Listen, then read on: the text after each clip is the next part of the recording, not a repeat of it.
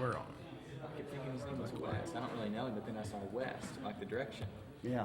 We are now. You know, for a long time, I thought it Good was evening, red. ladies and gentlemen. Welcome to the October 27th meeting of the Fayetteville Planning Commission. Mr. Garner, would you please call the roll? Chesser, Here. Ponchel. Here. Cook.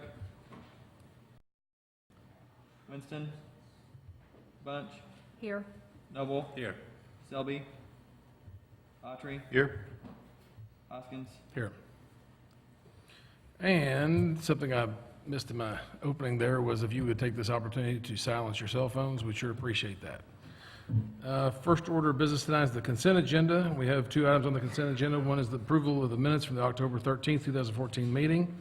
Item number two is administrative item 14-4871, refund of off-site improvements and project delays submitted by city staff requesting the Planning Commission to refund various delayed off-site improvement contributions related to the projects that have not occurred nor are going to occur in the near term pursuant to 158.05 of the UDC. Mr. Chair, Commissioner Chesser. I'm going to move that we approve the consent agenda. Second. Okay. We have a motion to approve by Commissioner Chesser and a second by Commissioner Autry. Mr. Garner? Chesser, Yes. Ponchel. Yes. Bunch. Yes. Noble. Yes. Selby. Yes. Autry. Yes. Hoskins. Yes. Motion carries. All right. Our next item is the first single item of old business. Item number three, variance 14-4869, submitted by Engineering Services Incorporated for property located at lots 18 and 20 through 29 Spyglass Hill Drive. The properties are zoned RSF for residential single-family 4 units per acre and contain approximately 5 acres. The request is for a variance of the streamside protection requirements. Mr. Pugh. Thank you. As we talked about on a few commission meetings now, we have before us a request for a variance for several lots platted in Stonebridge Meadows subdivision phase 5. Those lots would otherwise be undevelopable given the provisions of the current streamside ordinance. A little bit of history on those. The width of the zones for the streamside protection ordinance call for 45 feet in width for the waterside zone in this particular instance and 25 feet in width for the management zone. Within those two zones, you can essentially not build buildings except an accessory structure less than 150 square feet in size. In talking with the applicant and trying to determine how we could best maintain the integrity of the streamside protection ordinance as well as make these lots developable, you can see staff recommendations before you. Those recommendations are a minimum undisturbed buffer of 25 feet in width. That would be the absolute minimum waterside zone that is currently called out in our streamside protection ordinance. We're also requesting some permanent signage be installed at the rear of each lot, identifying those areas as buffer areas. We're asking that the current owner disclose those provisions to any potential buyer. We're requesting that they install BMPs during construction to limit some sediment runoff during the construction phase process, and asking for a LID measure to be included in those lots.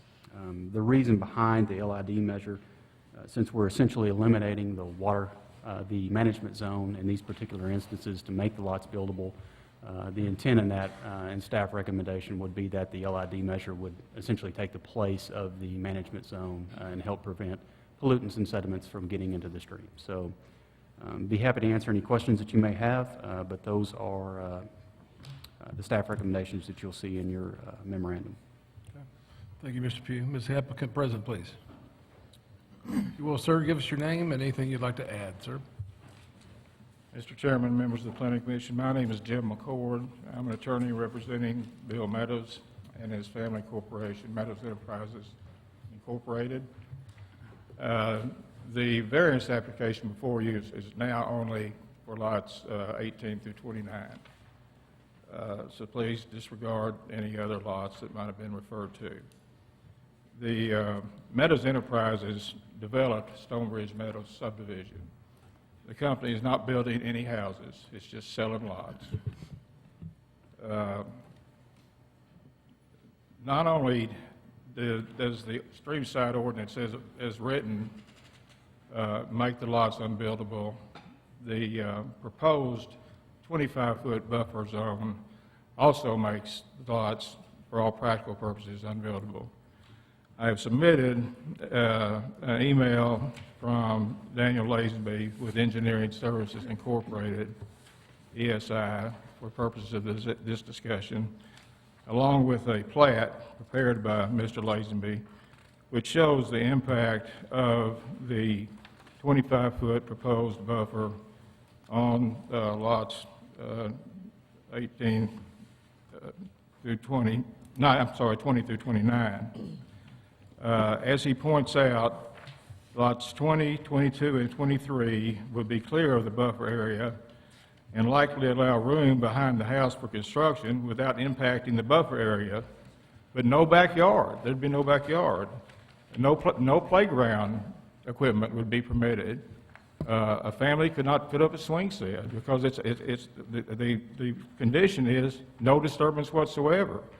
Under the ordinance itself, in a typical 25-foot buffer, playground equipment is permitted. A storage shed not to exceed 150 square feet is permitted. But under this proposed 25-foot buffer, no disturbance whatsoever is allowed. A family couldn't build a house and have a backyard if this is accepted. On lots 21, 25, and 26, and 29 would be clear of the buffer area, but the rear of the house would be so close to the buffer area that they couldn't be constructed without impacting the protected area. Lots 24, 27, and 28 would extend into the buffer area as proposed by city staff. So Meadows respectfully submits that a reasonable buffer would be 5 feet, rather than take each lot individually and say, you know, this lot, you can squeeze a house in if the buffer area is 9 feet, or you can squeeze it if it's 4.5 feet. We propose, in order to take care of all these lots at one time, approve a 5-foot buffer area for lots 20 through 29 in view of what Mr. Lazenby has pointed out in his email and as depicted on the plat. At the last Planning Commission meeting, Chairman Hoskins, in considering similar variants for 2 lots adjacent to the ones in question, stated, as reflected in the minutes, these homes are proposed to be developed adjacent to a man-made lake. I don't see a real danger of sediment getting downstream of the dam of this lake. I think in this case that a much more limited protection zone is in order. A much smaller buffer might be appropriate. We respectfully submit, for the reasons stated, that a 5-foot buffer would be an appropriate buffer in this case. Now let's address the various conditions in addition to the 25-foot buffer, which I hope we have demonstrated is unreasonable as applied to the facts of this case and should be reduced to a 5-foot buffer. Permanent signage, I don't have a problem with that. It says the signage plan shall be submitted with a building permit application. That means that the lot owner, not the subdivision developer, will take care of the signage when he gets his building permit. That's to be expected. The onus be on the lot owner or his builder securing the building permit. On condition 3, the current owner shall disclose to any potential buyer of any lot the streamside ordinance. The disclosure shall include a description of any features constructed to comply with the variance. Well, there will be no features constructed to comply with the variance. It's going to be whatever this board or this commission determines the the buffer should be, hopefully 5 feet as the applicant is proposing. The current owner will be glad to hand out to any lot purchaser or prospect, here's a copy of the streamside ordinance. This applies to the lot you're looking at, but that should suffice because you're going to have signage put up when the building permit is applied for. Feature 4, The developer shall propose and use best management practices. I guess in that case, the term developer really means the lot owner and not the subdivision developer. So with that understanding, the applicant doesn't have any problem with that. Same applies to condition number 5. The developer shall include best management, or the LID. Again, we interpret the term developer to mean the lot owner or the builder of the home on the lot, and not the subdivision developer. With that understanding, there's no objection to the conditions as stated. But for the reasons stated, we think it's imperative to be able to build a house on these lots that the buffer zone not be 25 feet as recommended by staff for the reasons stated by Mr. Lazenby in his email and shown on his plat, and that a reasonable buffer would be 5 feet. So we respectfully request that 5 feet be approved for all these lots this evening. Be glad to answer any questions. Mr. Lazenby's here, and also from ESI, and also Bill Meadows from Meadows Enterprises is present. Thank you, Mr. McCord. We'll call on you if we've got anything for you, sir. Thank you. All right, is there any member of the audience that would like to speak to this item? Seeing none, we'll bring it back to the commission. Commissioners. Mr. Chair. Commissioner Chesser. Let's see, whose item was it? Oh, well, sorry, right. Pugh. That's why it wasn't either of you guys. Mr. Pugh, were you aware before now that the applicant was unhappy with the 25-foot zone, or this because this didn't come in up in agenda session, so I was a little surprised. We received the email on Friday after the agenda session with the applicant's information that you had before you tonight. Okay.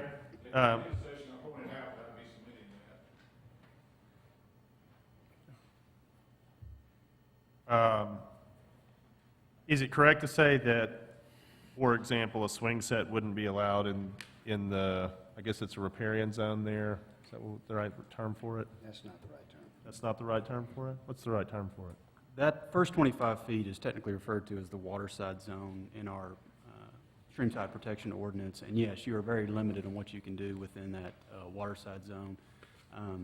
I would not anticipate that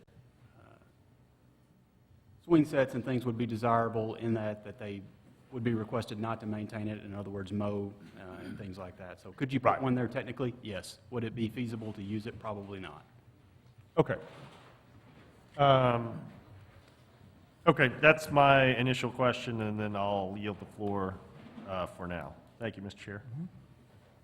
Anybody else? Well, I'm going to make a couple comments then.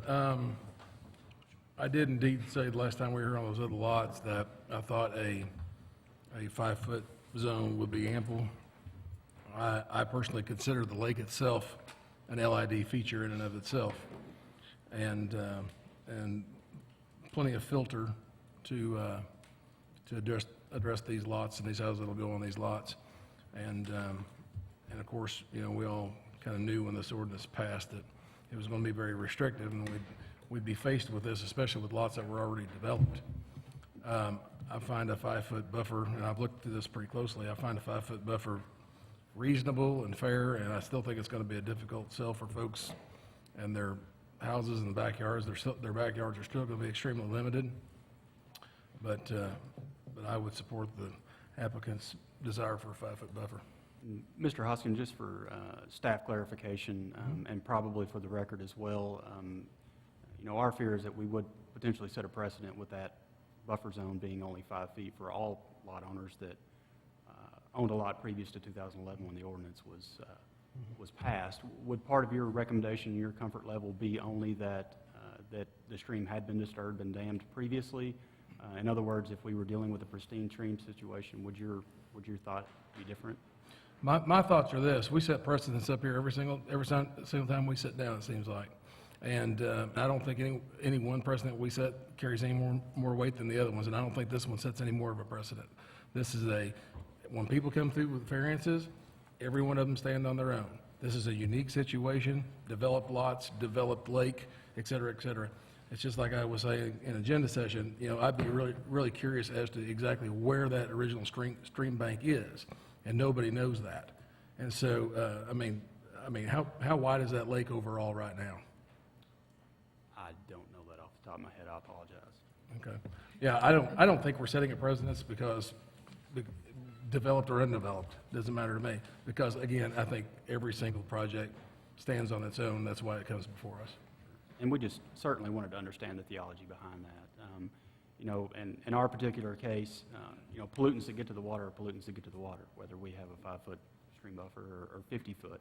Right. I know there was a lot of research done on the front end, coming up with the 25-foot waterside zone and the 25-foot management zone to limit those pollutants. I believe it was ultimately decided that anything above that, we weren't getting a whole lot of benefit for the loss of property and values and things like that. So, Right. Just for the commission's history, that's kind of where the 50-foot was developed. All right. Thank you, Mr. Pugh. Mr. McCord, do you have anything you wanted to add, sir? Well, yes, it's no precedent. This application for variance is limited to the specific, unique facts presented. And any other variance application is going to have different facts. Here you have a number of lots that back up to a man-made lake, and the buffer, as proposed, 25 feet, would result in no backyard. That's hardly a precedent for a different situation. So you're not setting any precedent. You're just considering this application on the merits of the specific facts presented to you. Yes, sir. Thank you, Mr. McCord. Yes, Mr. Williams. This is a very difficult and unique situation that really this ordinance doesn't speak to very well. As you're aware, the water, when it's defining Zone 1 waterside zone, which is the most protected zone, it says the waterside zone shall extend a minimum of 25 feet landward from the top of the bank. Then if you look up the definition of top of the bank, it says a point along a stream bank where the abrupt change in slope is evident and where the stream is generally able to overflow the banks and enter the adjacent floodplain during flows at or exceeding the average annual high water stage. Of course, we don't know where that is. Well, we know that the top of the bank at one point was down in the stream. And now because of the dam, it's submerged and lost. And so the question then would be, and this is a question for the engineer. You have your engineer here, Mr. McCord? Could you come up here, please? I noticed on the map that you had a dotted line talking about a flood zone. What flood zone are you talking about?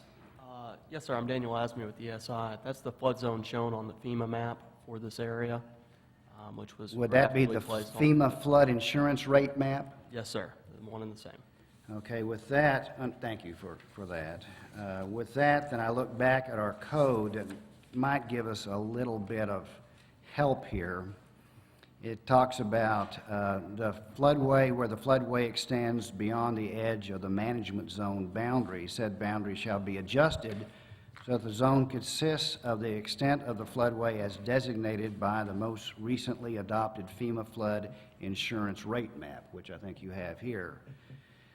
In looking at that, since it would be impossible to determine exactly where the top of the bank is, because it's obviously not very far up the slope, it's not going to overflow, and there's no abrupt change in high or slope except down in the water. Then I think the next thing that we have is we have the FEMA map that shows approximately, I guess, where it's possible that the flood could come in a very heavy flood. And what my suggestion would be is that we use the FEMA map, and that is the edge of the management zone. Without any variance whatsoever, we just have to try to interpret this ordinance, which is not clear in this kind of case. This is a very unique case where there's been a dam on a creek. This isn't a standard creek. It'd be pretty dadgum easy to find it in that particular way. If we use the FEMA map, or the FEMA zone, and that line as the edge of the management zone, and that means the top edge, that means anything beyond that would be buildable area. And even below that for 25 feet, I would assume would be management area where other things are required or allowed, mowing, manicuring the lawns, even allowed in a waterside zone, and you are allowed other structures without a foundation in the management zone, which would be 25 feet below, I would think, this FEMA line. And that way, I think the property would be buildable, and it would be buildable just as if the dam had never been done and the lake covered up the stream bank. So I think that you really don't have to grant a variance except for the fact that you will then say that you're going to apply this part of the code, which is subsection D2A, where it talks about the management zone and how you determine that. And the management zone does include the floodway up to the top of the floodway where FEMA has listed it. So I think that is something. The other thing that we have to keep in mind, and I say this with a little chagrin, is that if one of our development codes is not clear, is ambiguous, then it is interpreted against the city and in favor of the property owner. So I think that in this particular case, this is a very weird situation, and it is not clear exactly what the drafters and the enactors meant, especially when you have a top of the slope that is certainly, you cannot determine it unless you measure the top of the slope down into the lake, and that's probably not a good place to determine top of slopes underwater. So I think that instead of that, you can't use the top of the slope. And then the fallback position would be you use the FEMA map and have that be the top of the management zone, and then below that would be actually the waterside zone if you get more than 25 feet away from the management, from the line of the FEMA if you're going down toward the dam or toward the lake. So this is a very confusing and difficult issue, and it's because not everything was anticipated when we did the streamside protection zone. We tried to anticipate everything. Well, this is something that I think that we did not anticipate, and it still needs some protection, and it will have protection down closer to the lake. And in fact, if you look on the map, that's where you see your trees, are right there by the lake. And so I think that the key thing that we're trying to do and protect the pollution from getting into the lake, I think will still be met by this. But I don't know how we can interpret it the other way and force them to go so far into their lots that they cannot build houses. Thank you, Mr. Williams. That's, when we met last on those other lots, that was my point of, we cannot determine where that bank, there's a lake there now, so we don't know where it is. And without having engineering, I don't even know at this meeting tonight that we can even determine as far as dimensions from where they're wanting to build on these lots, where the FEMA flood zone is. I don't know that we can determine that tonight either. So let me ask you this. In summary to all that fancy stuff you were just talking about, would you say then that a 5-foot zone that the applicant is requesting would be ample in this case? Now, where's that zone measured from? The staff report states, let me read from the staff report. Staff would agree that the top of the bank defined by the applicant is an acceptable location to begin the proposed buffer area as defined by ESI. So it is a delineated spot, and you measure the 5 feet from that. Your point is well we have a taken, picture of Kit, that? but in here, the staff has agreed to concur with ESI's determination where the top of the bank is. Do we have that in, or we can see it on the screen? In one of the previous submittals, there was an aerial that showed that. You can see on this particular drawing, the top of the bank is shown, the approximate flood boundary is shown as well. You can kind of see the difference between those two lines in that picture. So if you did consider the top of the flood zone, in some lots, it would be less buffer area, in some lots, it may be more if you're talking, so, because it kind of winds in and out. But I would... So is the top dotted line the flood boundary zone? Yes, that's the approximate boundary of flood zone A, and I would probably a word of caution or a word of clarification for us, Mr. Williams, that we may need to discuss a little bit further. Technically, we don't have a floodway, if you will, in this particular instance, since it is a Zone A. We do have a floodplain, so that may be something we need to research, clarifying the intent of the ordinance for the future. Well, in fact, I did. Mr. Chair. Commissioner Chesser?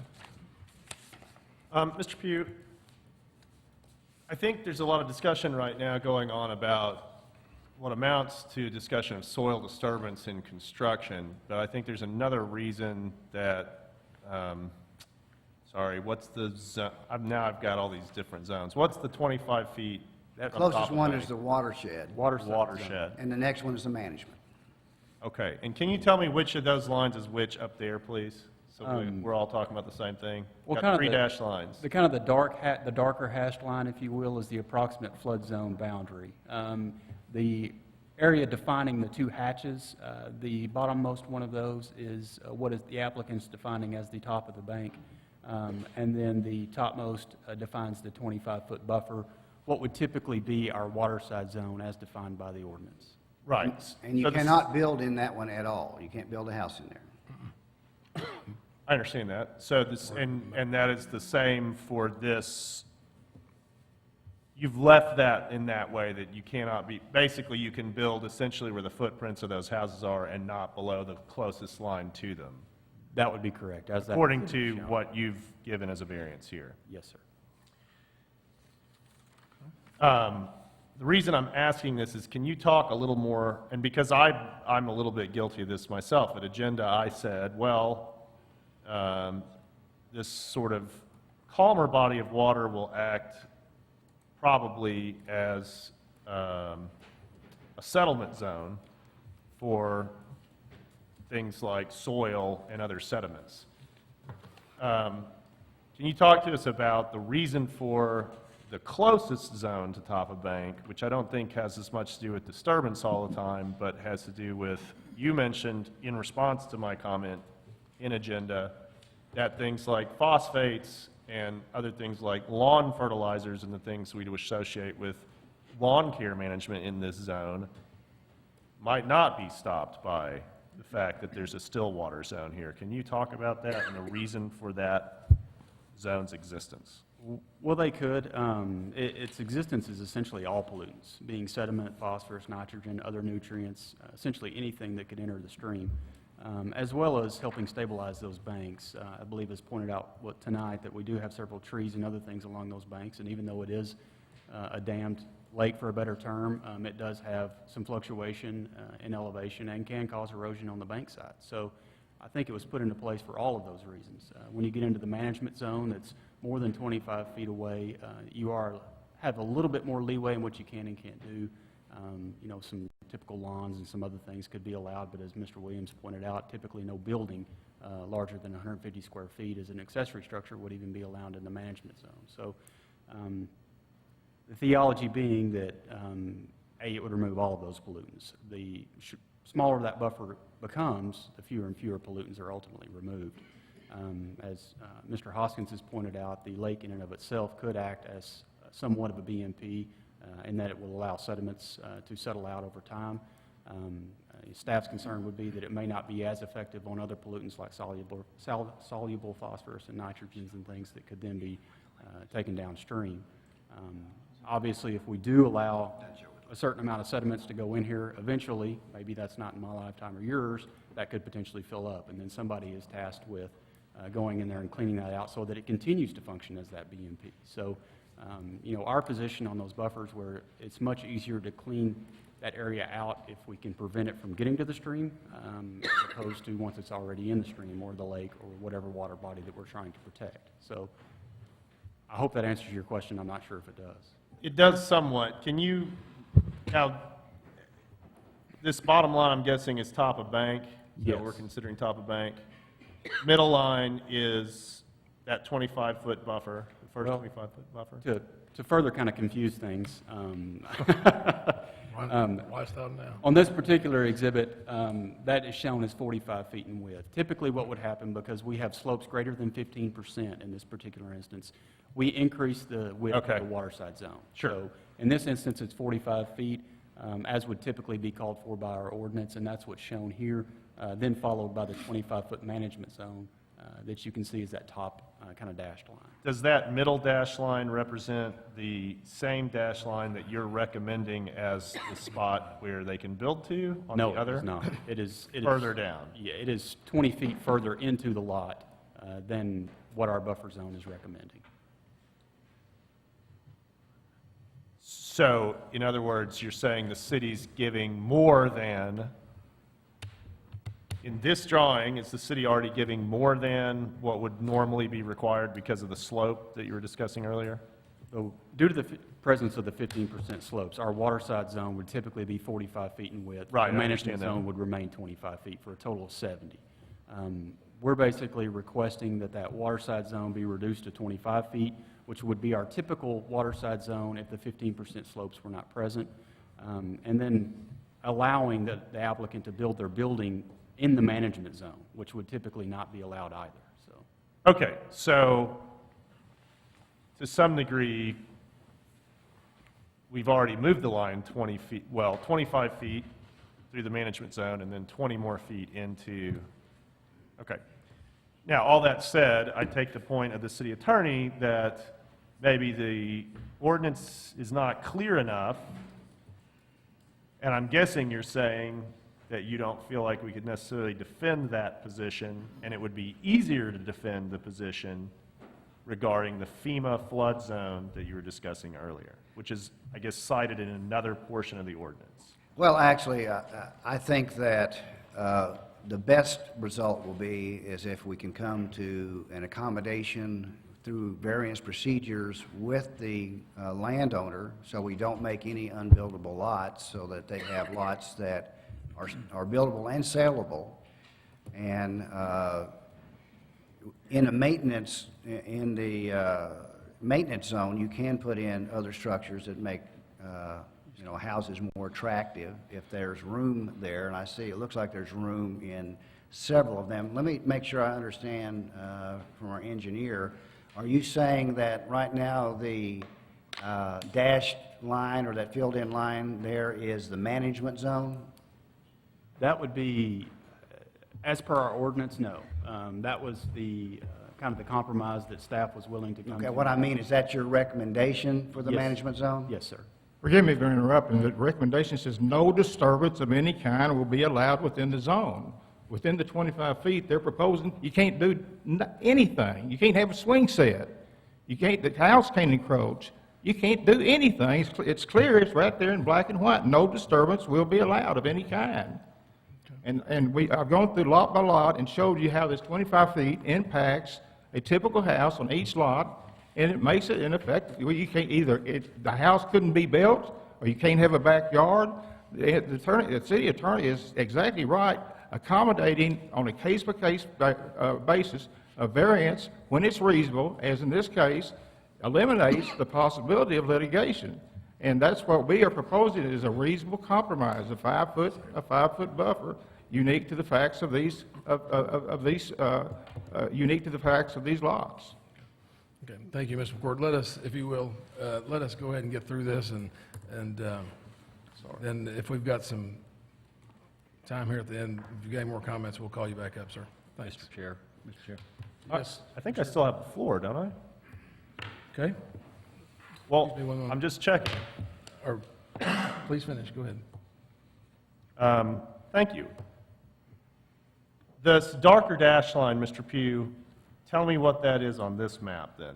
On this exhibit, that would be the edge of the flood zone that Mr. Williams was referring to, although technically we don't have a floodway and our ordinance may need some clarification in that regard, so.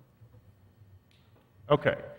So were we to, and I believe the city attorney was saying we use that line to demarc the building line, or were you just saying as a point from which we could measure when we decide if there's a management zone? That part I was understood. Well, I guess you have two options here in front of you, and one would be to denote that line as the top edge of the management zone, and the other option is to use the other line, which is farther north of it, as the top edge of the management zone. And that's what's recommended by engineering staff at this point in time. And both of those, the management zone is not as restrictive as the waterside zone. It allows accessory structures without a foundation and not larger than 150 square feet, including storage sheds, playground equipment, gazebos, and decks and stuff within that area. It doesn't allow substantial digging and foundation work, but it does allow those kinds of structures in there, which you often see in the backyards. So either way, I think the lots would be buildable. I'm a little concerned about number 24, that looks like the house is touching that zone, and of course, foundation work is not normally allowed in there without a specific variance, I think, to allow that.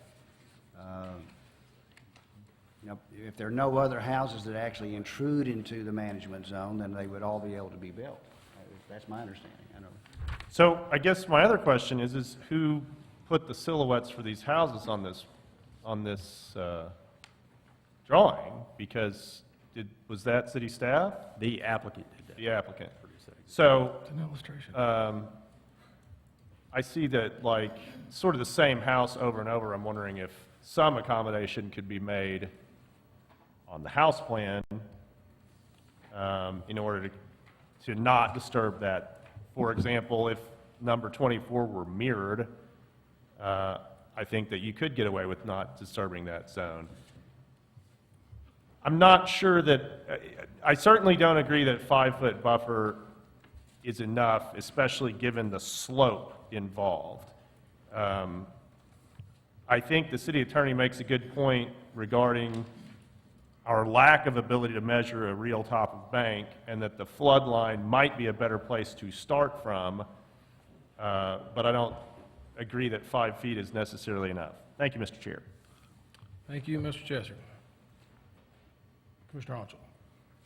Okay, and I know this is going to be a lot of repeated terminology, but just for clarification from my perspective, I mean, this is the exact situation why I didn't vote for the stream size ordinance when it came through. The heavy black line, I guess this is for Kit, the heavy black line or dotted line, we're saying that if that is the flood zone. Yeah, the FEMA flood insurance rate map Okay, line. so the way that you're interpreting this is that they would be able to utilize that property down to that point with no offset of property for sediment, anything like that. I mean, that That is one potential interpretation of this code section. It's very difficult to really try to determine exactly where this line should be. If you interpret it in favor of the property owner, then that would be a favorable interpretation. okay, well, the FEMA line is,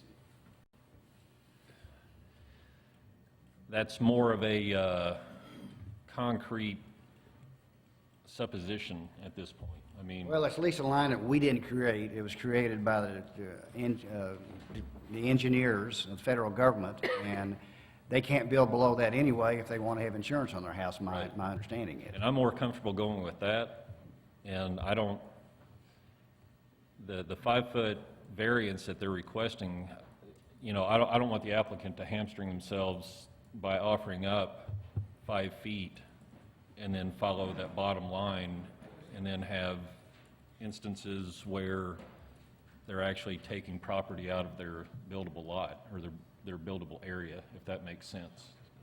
I'd like to give the applicant as much leeway as possible, and my reason was specifically exactly like what we talked about during the streamside discussions. You know, I have no doubt that somebody that's been constructing houses, as long as they have, has knowledge of how to do this properly. I don't know if the applicant, it looks like the flood line, or flood, I want to make sure I'm using the proper terminology. The flood zone established by FEMA runs pretty close to what the bottom line that the city has established. It runs pretty close. So my opinion is that if we adopt, or if the applicant would be comfortable adopting the FEMA flood zone with no restriction on setback either way, I'd be in favor of that. I don't have a problem with that. I think that's a more defined line that we can follow that makes sense. And it places no restriction on the applicant to do what they need to do. You know, there's a lot of money invested in this property, and I think it needs to be built out as they saw it whenever they platted this originally. I don't know what that date was specific. I know it's in here. But I have confidence in the applicant to do the right thing. So that's how I'd like to see it carried out. Thank you. Commissioner Autry. We've got a lot of lines, a lot of FEMA, a lot of this, and a lot of that, and a lot of confusion. Let's try just common sense. We have a developer here who's taking a high-risk development, quite honestly. And if we go with what the city staff is saying, it's land that's unusable. If we go to the 5 feet, he's going to still have, I think, a tough situation of selling certain lots that may not be developable. But we do need to give him the chance to do that. He may still lose on the deal, I don't know. Again, this is a unique situation. It is not setting a precedent, it's not something we're going to do every single time, but common sense has to prevail regardless of all these lines that are up here. So the developer's taking a severe chance on this. He may sell half of those lots, but we've got to give him the opportunity to try to sell all. So I'd be in support of what the applicant is asking for with a 5-foot zone. Does it sound like a motion, maybe? That would, I can put that in a motion if you would need. I would love for you to put that in motion. Mr. Chair, Yep. I would like to make a recommendation and a motion that variance 14-4869 for lots 18 and 20 through 29 Spyglass Hill be approved for a 5-foot setback and buffer zone, and with conditions 2 through 5 acceptable as well. May I ask one question? Yes. Sure. When you're saying 5-foot setback, from which line? The It's from the bottom? top of bank. Top of bank. Okay, what you're showing is top of bank. That's what the applicant is requesting, is 5 feet from the top of bank. On the top of bank per applicant's request. Okay. I have a quick question, Mr. Chairman. So top of bank, and then the dark line is, FEMA, that's a FEMA. FEMA flood. I think that the FEMA so it's thing, going to be roughly this, yeah, the FEMA thing probably shouldn't have even been discussed at this point. The city engineer determines where the streamside ordinance is being measured from. The applicant and the city engineer determined that where the top of bank was. They agreed. The city engineer and ESI, the applicant's engineer, agreed where that was, and we went forward saying this is the buffer zone, this gray area. There's another way you could possibly interpret that, as the city attorney mentioned, but that's not the way it's been interpreted. If the applicant wanted to appeal the city engineer's interpretation of where that line is or which line to use, that would have to be appealed to city council. So I think it's getting confusing to talk about this FEMA line Okay. when the city, we've agreed on the top of bank already. We may have a cure. Hold on. Mr. Chair, if I may modify that for the 5 foot from the Agreed. Right. creek entrance Agreed, top of bank. to the bank, yes. Okay. 5 feet from the agreed line, is that what you're saying? Yes, Okay. You want me to clarify? yes. Please clarify. I think what he's meaning to say, and you can correct me if I'm Yes. wrong, because we don't have a second yet. What he's saying is to allow the applicant a 5-foot buffer zone designated from the agreed top of bank as represented on that document. representative. Yes. Yes. Is that what you meant to say? Yes. Okay, that's what he meant to say. I got that one right, okay. Okay, and I do have one question and I'm comfortable with that simply because a 5-foot offset from what's indicated as top of bank would pretty much capture the FEMA zone. So you're pretty much killing two birds with one stone, doing it that way, and I'm comfortable with that. Okay, is that a second And then? that's a second, yes. Okay, that's a second then. All right, and I'm sorry, but did you have anything else? No, I didn't. That was, it was basically the same thing. I was Okay, trying- okay, great. Mr. Chair. Commissioner Winston. Hi. Hi. Glad you can make it. Thank you. I left my iPad at home. I came back to get it. What I like about the FEMA line is that it's a line that somebody else, that a greater government body has established. I think going forward, later on other properties, we should probably work that out as a line that we're going to use, because it's something that just about anybody looking at a map least know. could look at and say, oh, I see that line, it's been established, it's been verified. And, but since we're not setting precedents, since there is a solution that seems to work for this piece of property, this development, this one time, I'm going to support the motion. Great, all right. If I could just add one thing, if that's, in my opinion, the intent of what we would like to interpret as far as that provision of the ordinance goes, I'd like the opportunity to sit down with Mr. Williams, because I think that wording may need a little bit of No, massage. it is clear that this, several things in this ordinance still need a little fine tuning for these kinds of situations where somebody has dammed up a creek and all of a sudden it's difficult to determine where the top of bank is and what we need to protect. I would caution the commission on making a blatant definition of the top of the bank at the FEMA zone, simply because some of those maps are very approximate. In this We're not particular setting a instance, we have precedent, an not A Mr. zone. Pugh.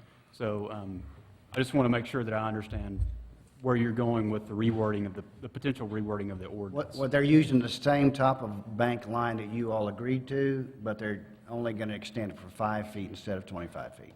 Okay, all right. Thank you, Mr. Pugh, appreciate it. Mr. Garner, would you please call the roll? Chesser, No. Hanschel, Yes. Cook, Winston, Yes. Bunch, Yes. Noble. Yes. Selby, Yes. Autry. Yes. Austin. Yes. Motion passes. Okay, all right, that was fun. Mr. Chairman, if I may, I want to apologize to Commissioner Cheshire if I violated procedure in speaking. It's okay. We're pretty casual, Mr. McCord, that's fine. Thank you, sir. Appreciate you. Okay, our next item for business, is, it's our first item of new business, okay. Variance number 14-4877 submitted by Bowman Crossno Construction for property located at Lot 25 in Crescent Lake subdivision. Oh, no. Of the lake. The property is zoned RSF4 residential single-family 4 units per acre and contains approximately 0.4 acres. The request is for a variance of the streamside protection ordinance. I don't remember seeing this on the agenda. Okay, Mr. Pugh, you're up again. Oh, no. Hopefully, we can get through this one a little bit faster, but essentially, this is a very similar, if not the same request, directly across the lake from Spyglass Hill. So the recommendations you'll see here are virtually the same. The only difference that I believe was discussed in agenda session was, you'll see here, there's a minimum undisturbed buffer. It kind of varies in width, and that does potentially make it confusing, but not less than 25 feet in width on the southern end of the lot and 40 feet on the northern end. That's simply only because of the way the home is positioned in there. And a lot of that has to do with the top of bank as defined by the applicant, and we can discuss that as well. That recommendation was contingent on the proposed footprint being able to be moved forward towards the street based on some abandonment of existing easements, as our building setback would not be 25 feet today, it would be 15 feet in width. Unfortunately, most of that 25 feet out front is being utilized by utilities, so we would not be requesting that provision as a staff. We would go to the second provision, which is not less than 15 feet width and 40 feet in width on the northern end. That's kind of shown by the red line that you see on this particular map. You can kind of see on this map as well the approximate floodplain location, as well as the applicant-defined top of the bank. In this particular instance, the applicant defined the top of the bank basically at the water's edge. That substitutes the difference between the 40 feet in width on the northern end and the 25 feet we heard previously. For the most part, I believe the applicant on Spyglass Hill defined their top of the bank in the neighborhood of 15 to 20 feet away from the water's edge. That was due a lot to topography, but that just happens what the horizontal distance worked out to be.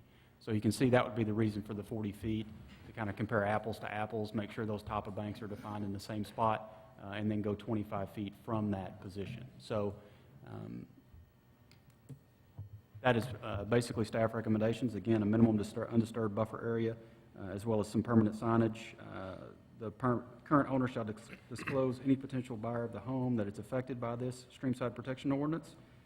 The developer shall propose and use best management practices to limit sediment runoff during construction, and the developer shall include a low-impact development feature to treat runoff. All right, is that it? Yes, sir. Thank you, Mr. Pugh. Is the applicant present, please? If you will, sir, step up and give us your name and anything you might want to add. And by the way, I do remember this. I thought I was reading something different a while ago, so I'm very familiar with this one. Good evening, Mr. Chairman. Thank you. My name is Mike Bauman. I've been a builder/developer in Northwest Arkansas for approximately 5 years. Built several hundred homes for multiple companies and now on my own. With my business partner, we purchased this particular parcel. Everything that has been intelligently discussed holds true in this case, except for the fact that there's case history. Community's been platted since 2005. There are 3 homes that maintain their property up into the water's edge. You guys, I'm sure, know how difficult it is to provide for your family as a home builder. I would ask you to just consider the fact that if I have a buffer in the back of a lot, it's going to create a tremendous burden for me to try and sell that. I'm sure everyone knows what happens when you have water and tall grass that I am not allowed to maintain. Community's full of small children. We just sold a house 6 months ago to a family that has 2 small children, a 2 and a 4-year-old. It's our demographic. That's who we're going after. We want to work within the confines of the ordinance, obviously, because we're not here to cause issue or to disagree with whatever policies and procedures that the city feels are fair and reasonable. But this measure on these lots, platted since 2005, with existing homes that are out there, puts a snake pit in the back of what is a single-family detached home and causes a burden to myself and to my business partner, which I hope you guys, through your greater wisdom than mine, can objectively remove. We are asking to disclose this information to a potential buyer. No problem doing that whatsoever. I would ask that we don't have to put up any signage because there's case history since 2005 that no one else has had to, and I think it creates a burden that's unfair and unreasonable for us to go ahead and have to do that. Purchase the lot again in order to add value to the community, and I think that this takes away value to the community. Again, there are multiple houses in this community. It's not brand new. It's not undeveloped, and it's not developed without houses. There are houses that are there. There's one right next door to where we are, as a matter of fact. So we have an occupied house that's been there for several years, which will be to the left of this home as you face it. We're asking for no buffer at all, because the 3 people that live out there do not have a buffer, and we don't think that it's fair and reasonable for us to have to go ahead and place one or put one in. We have no problem using BMPs or best management practices while we build the home in order to maintain and make sure that no erosion occurs or sediment, etc., is delivered into the pond.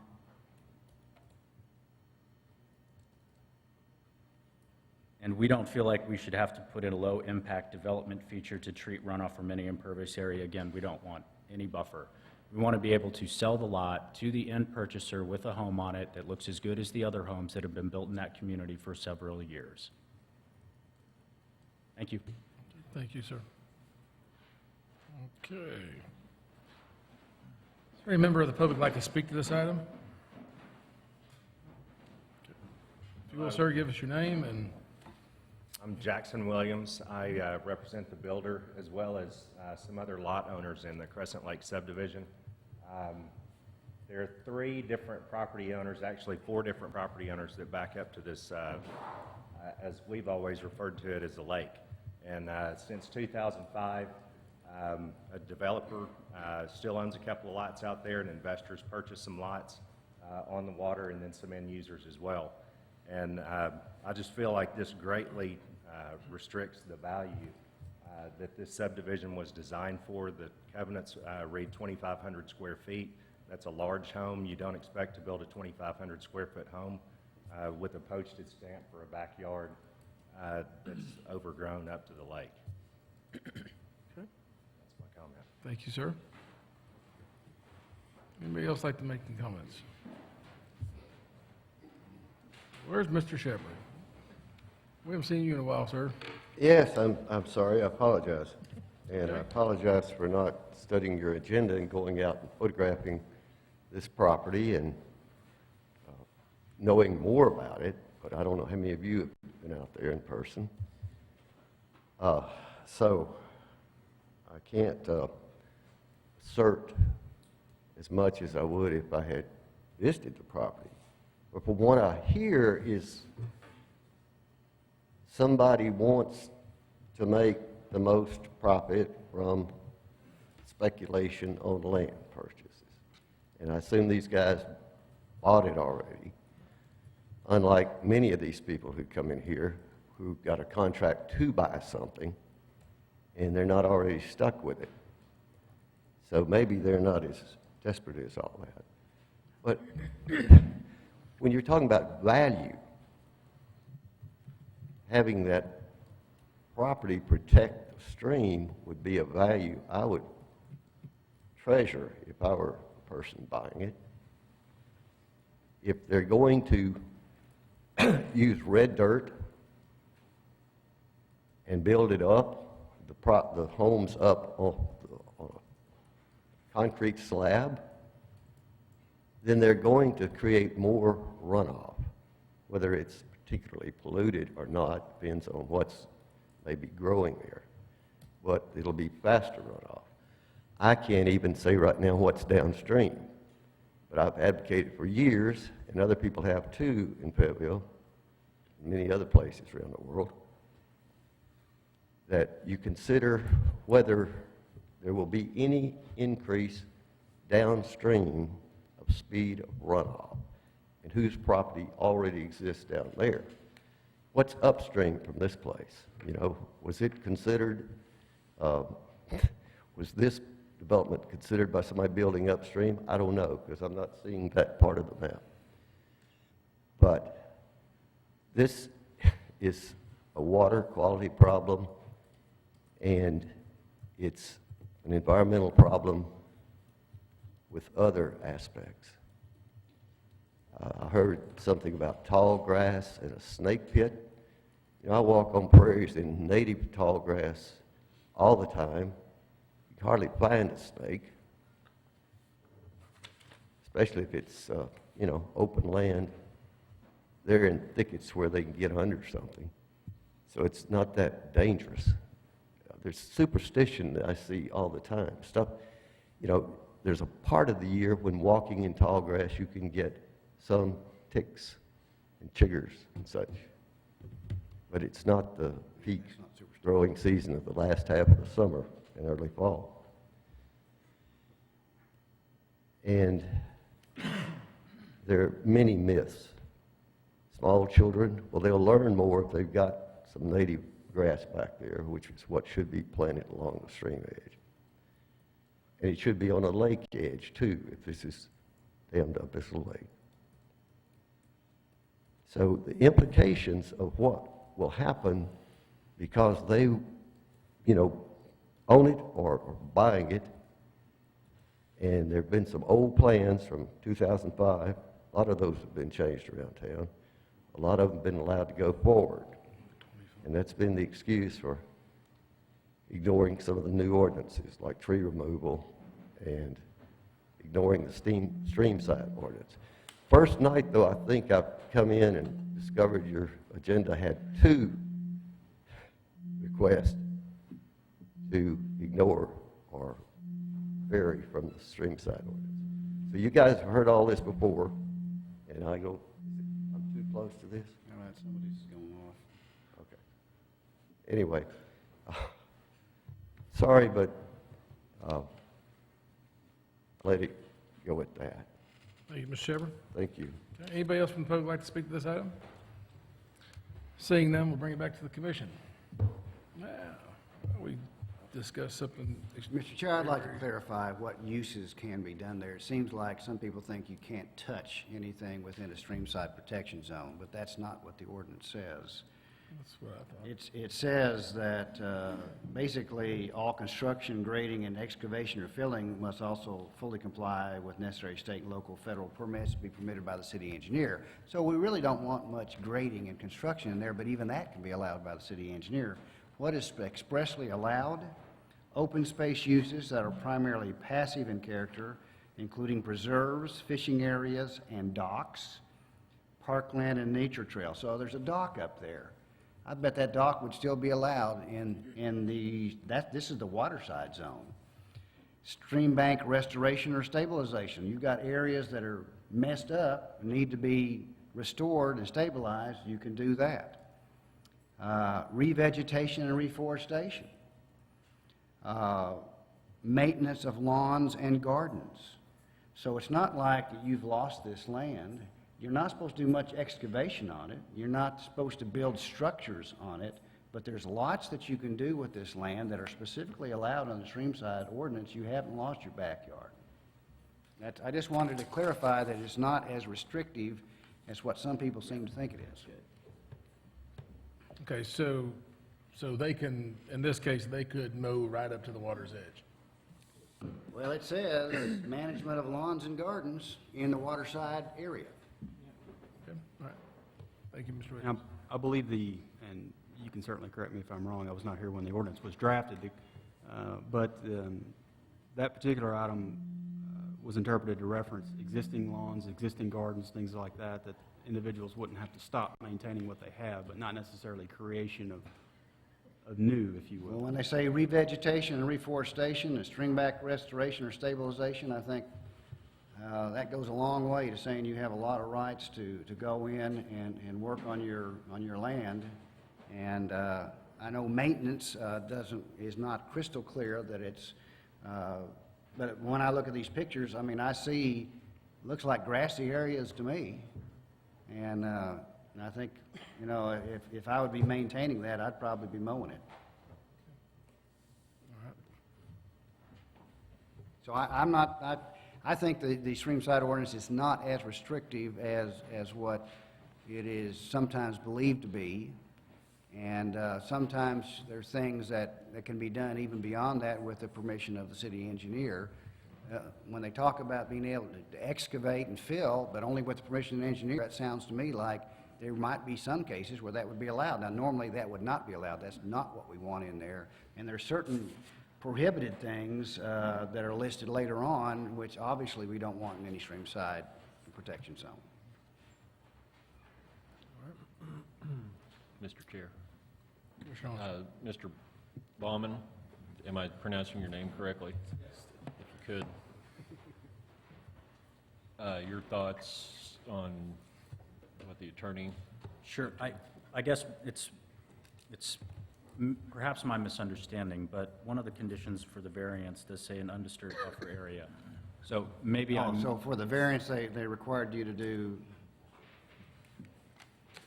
that, to give up your and right. forgive me, but I am not familiar enough with what ordinance would supersede which position. So if it says undisturbed as recommendation of staff, but the ordinance actually says you can maintain it, which one would we in this case be Well, if you responsible? specifically give up your right to disturb the property, then that, as a condition of approval, would mean you can't do these sorts of things. Right.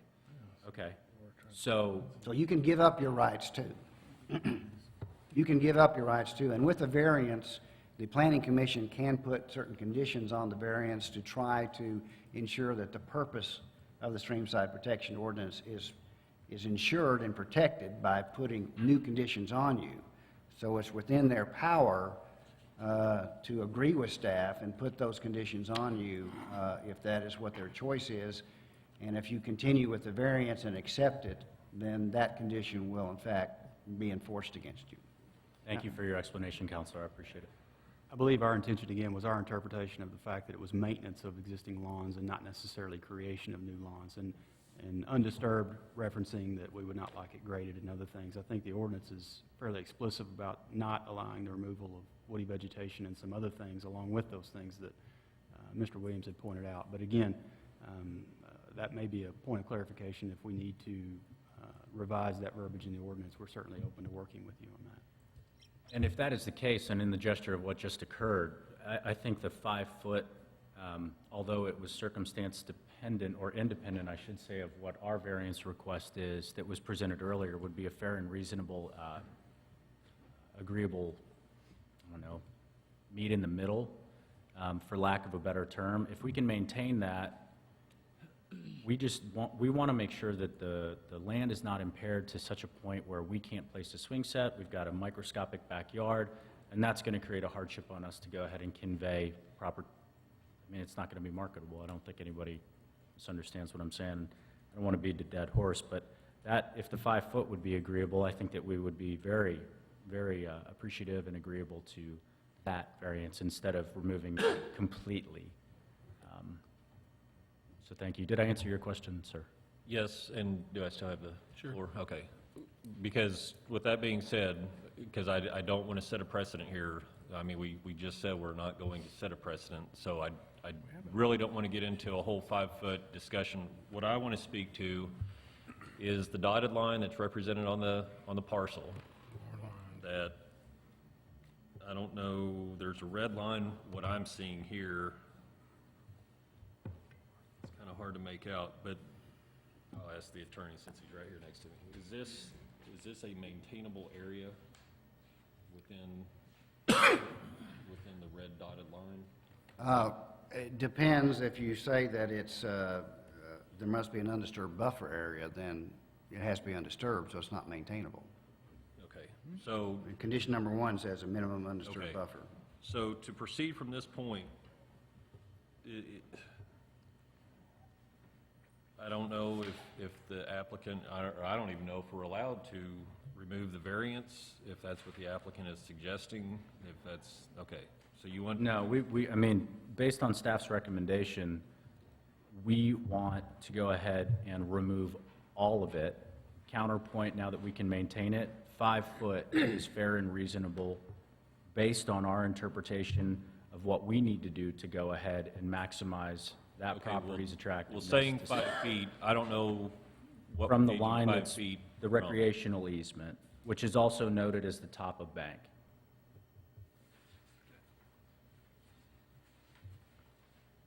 Okay.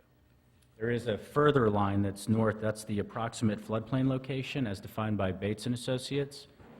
Floodplain lines change. FEMA redraws maps all the time.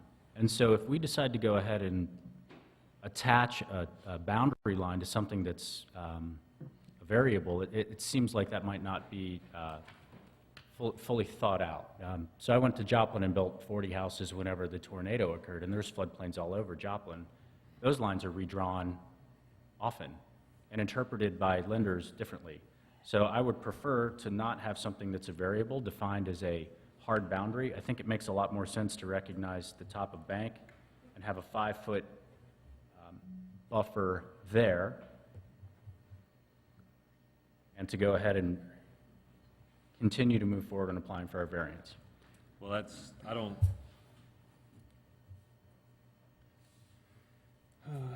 boy, that's, I mean, as long as the house doesn't encroach beyond what's represented as the flood plain, then you're able to build your house. And then to remove any kind of variance, I don't have a problem with that either. Just simply by the interpretation by the city attorney as far as being able to maintain your property as is, or am I correct in saying it that way? Well, that's my understanding. I will say that the city engineer is charged with the interpretation of this particular chapter of the Unified Development Code. However, the city engineer and any person interpreting these development regulations still face the same rule of law that in case of any ambiguity, it must be interpreted in favor of the landowner and against the city. However, I'm not the interpreter of this particular code section. The city engineer is, That'd be Chris? Chris Brown. Okay. And he's not here. No, but he has a representative here. Corey. Yeah. Mr. Corey. It's Mr. Pugh. Pugh? Okay, I didn't know, well, city engineer, I didn't know which one. Mr. Pugh, Tons of them. your interpretation, boy, this is a mess. Because obviously your interpretation is what you stated previously, correct? As far as As what you have represented?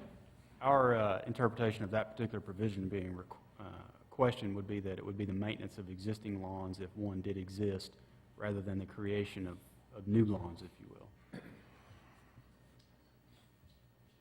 Mr. Chair. Okay, I will, I'll listen to other comments. Did it? Yep. Okay, Now, sir. Mr. Fulcher. In the Best Management Practices Manual that was adopted as part of the Streamside Management Ordinance, there's a section on lawn and garden care. It actually goes into a little bit of detail as far as maintaining and establishing lawns, and might help clear up some of this language. That was one of the big points of discussion during the Streamside Ordinance discussions, which went through several meetings at Planning Commission, City Council, and what someone could do with their piece of property was a main portion of that. So looking at this section, ordinance requirement says managing your lawn, it talks about best practices. We would like you to encourage not cutting your lawn all the way down to the bank. And it goes on to say, and under a separate bullet point, it says new lawns and gardens may only be created within the buffer area if the lawn would not replace woody vegetation. That, I mean, what it says there to me is, as long as, and I think that's what Mr. Pugh was stating, is if you're not removing woody vegetation, if you're not removing trees and woody shrubs, then you're able to establish a lawn. That's not what we want to see you do, because that does not provide the same amount of protection that a thicker vegetative buffer would. But based on the BMP language, it sounds like that would be allowed. Okay. And in fact, the protection for woody vegetation is also in this list of what you cannot do, Mr. Chair. unless they're invasive species. Say that again, Mr. Williams. Say that again. There is, I think, let's see, there's one of these that talk about not removing woody vegetation unless it's, of course, an invasive species. Okay. And we allow you to get rid of invasive species anytime you see them. Great. Shoot him in the head, right? Okay. Mr. Chesser. So, Mr. Pugh, the city engineering office is allowing a variance so that these lots can be rendered buildable, correct? Correct. And as part of that variance process, in order to protect what is left, that we're giving a little, we're getting a little, essentially. That was the intent, correct. Okay. Given that, and especially given that we discussed at length how we weren't setting a precedent with the last ordinance, I'm going to move that we approve variance 14-4877 with staff recommendations of approval as written. And for clarification, what is that buffer? As staff has written within this variance. It's 25 feet from top of bank. Okay, 25 feet from top of the bank. That, And that's with undisturbed area. Would it as be, staff has written. Would it be, if I may, would it be better to address this more along the lines of what the applicant wants, and then just vote that down, as opposed to, in other words, the applicant's asked for a 5-foot buffer. It seems to me like that's what we should be voting on, whether we support it or not, as opposed to voting on something that the applicant did not request. With the applicant not accepting condition approval number 1, I don't think we can force and tie up his property against his approval.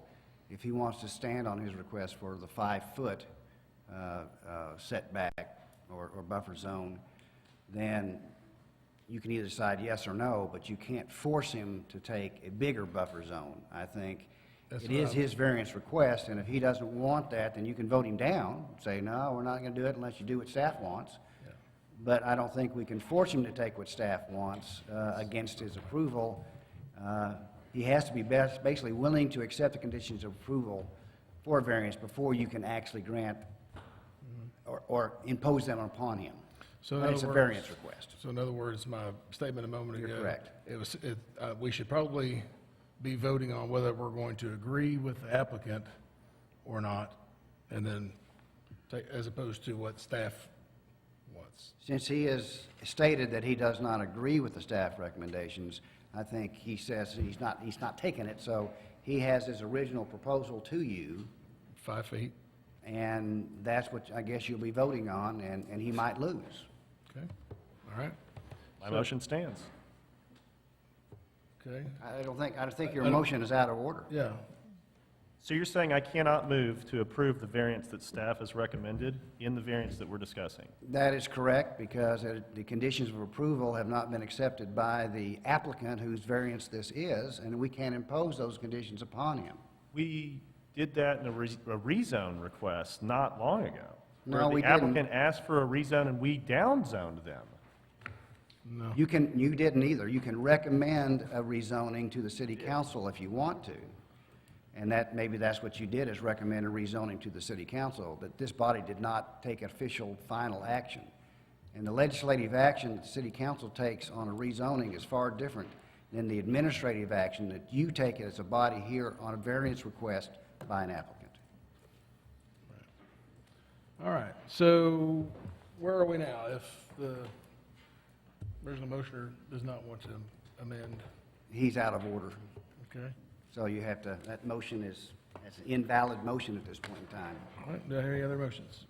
I had a question. Okay, or a question works too.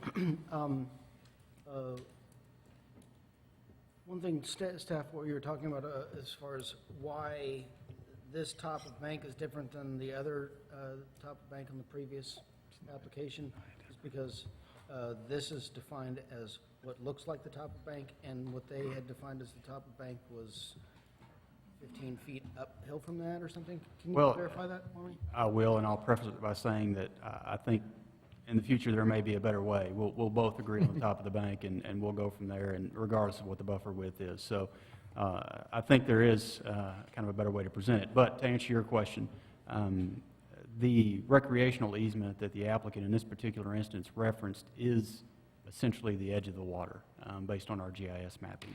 That is not the way it was interpreted by the previous applicant. By the previous applicant, it was interpreted a distance away from the edge of the water.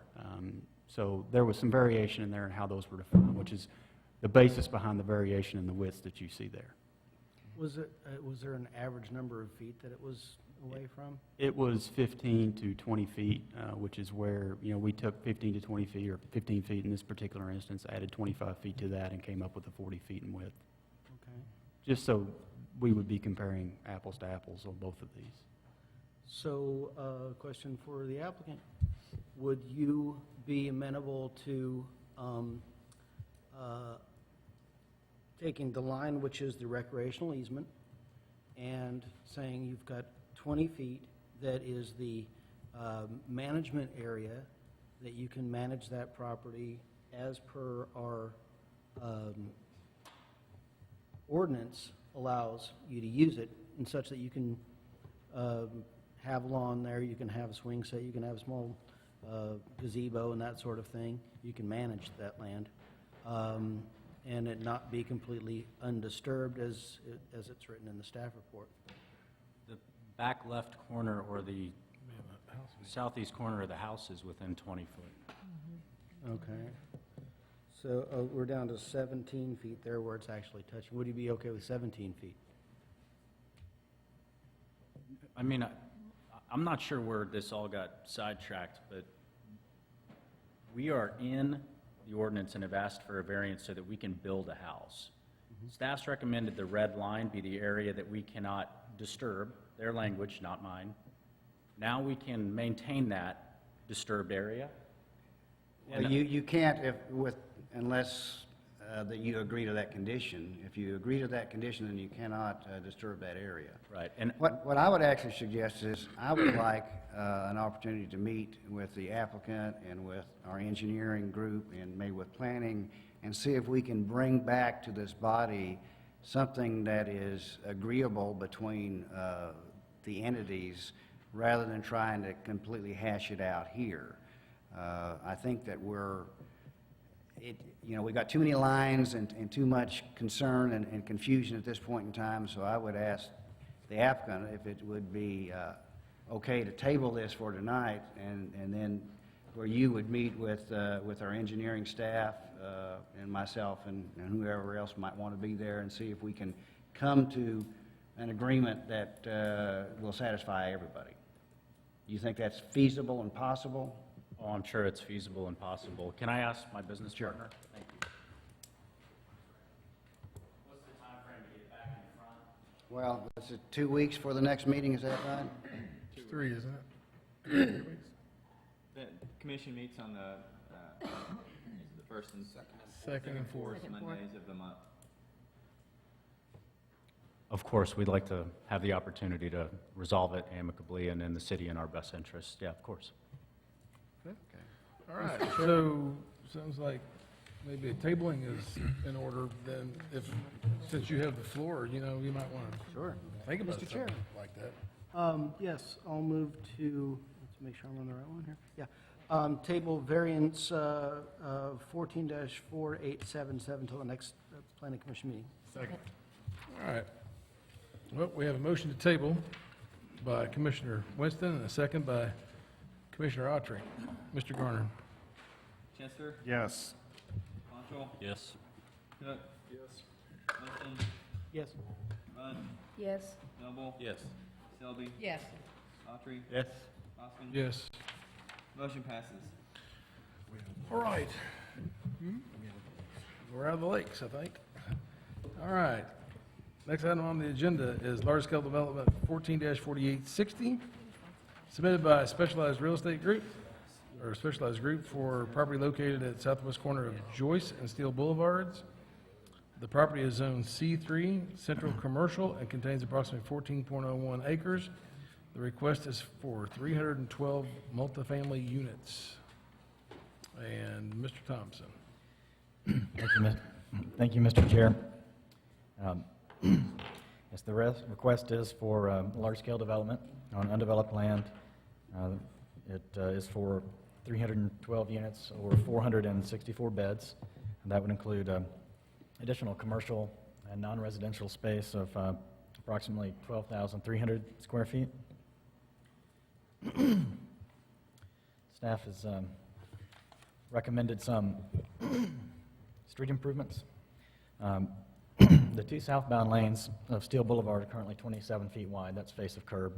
That is larger by several feet than our master street plan section currently in that area for a principal arterial. The applicant is proposing in this situation to reduce that street width slightly in order to meet our master street plan section, also to add on-street parking.